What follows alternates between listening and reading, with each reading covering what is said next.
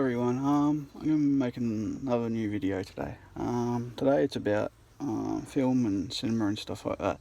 Now we're hearing that in the future that Disney will be only streaming their popular movies in 4K and not releasing them on for on Blu-ray disc or in 4K.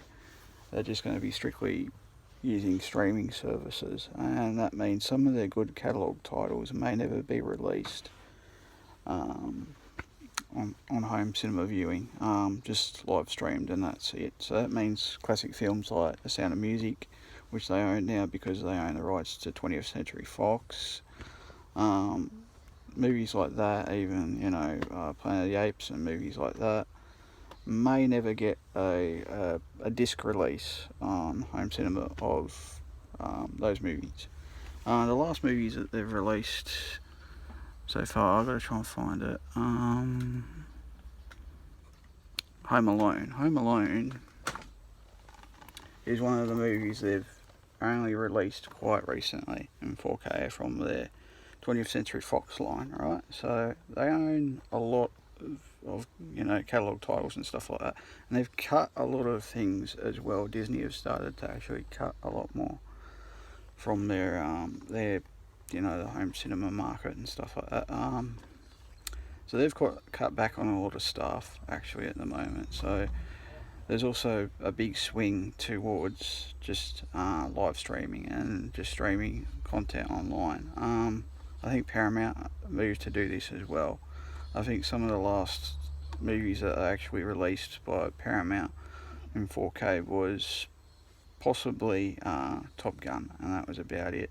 So that means they may, now that Disney own the rights to Lucasfilm, they may never re-release the rights of Indiana Jones in 4K. And that means now that Disney own those rights, they may not release it either in 4K as well for fans. We'll just get the online streaming services from Disney Plus and stuff like that. And then now we're actually talking about cinemas going extinct, possibly in the future, because of the way that the coronavirus operates this year, and that many cinema chains were closed this year and still are closed in the United States, including places Canada and the United States. They've done with big cinema chains closing. Here in Australia they're all opened and stuff like that, but there are only select cinemas showing not many new releases. They're basically showing classic movies at the moment, and they're streaming some movies online as well, a lot more. So I reckon we're just going to end up seeing most of our movies in the next year or two before they get a vaccine for the COVID-19 to come out. They'll release movies mainly streaming online, and this is going to hurt cinema chains a lot that are already hurt by this already. Not releasing popular movies because popular movies are being put on hold at the moment, and a lot of productions have been called off as well. It's a big shake-up to the entertainment industry, especially in cinema and all that sort of stuff.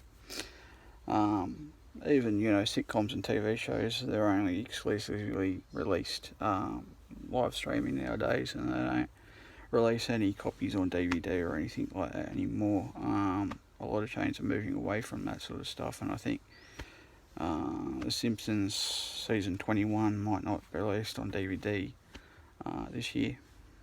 A part of their collection, that we all have, which we're going to miss out on that, and that's a sad thing. As a big, film buff like I am, and a critic, and I love home cinema and stuff like that, and I have a really massive collection. I think it's a sad idea that, sad way that we're seeing the end of cinema that we know. And we may see it gone completely, but maybe not. I don't think it will be, and that's the thing. We always talk about this sort of stuff happening because You know, they were worried about this when TV came out in the 1950s. They're going, oh no, it's going to kill off cinema as well. But it never happened. I mean, now that live streaming is a better option in most countries of the world now, we're seeing that as a viable option. To just release their content online, and that means you may have to pay a higher fee for that. Like Mulan, a new live action Mulan movie, I think you had to pay like $30 or something like that, or $34 or something like that, through their live streaming service through Disney Plus. And The Mandalorian, I think that season 2 might be a little bit higher. It comes out at the end of the month, I think, or early November. That may cost a bit as well, and Disney have cut back a lot. I'm not saying that other picture houses or film companies will end up doing that as well, but we're seeing releases now by Warner Brothers and New Line Cinemas. The release at the end of the year that I'm looking forward to is the Lord of the Rings and the Hobbit collection in 4K. That should be great. And seen by Universal and Sony Pictures, they're going to release the Back to the Future trilogy in 4K in the next 2 weeks, so that should be good to get as well. I'm still, looking forward to getting that sort of stuff as well. But our cinema content and TV shows and all that sort of stuff, it's actually changing a lot now because of the options of live streaming stuff and exclusive content on certain platforms and apps at the moment, including Netflix, Hulu, and others as well, Amazon Prime and the other streaming services that are coming out.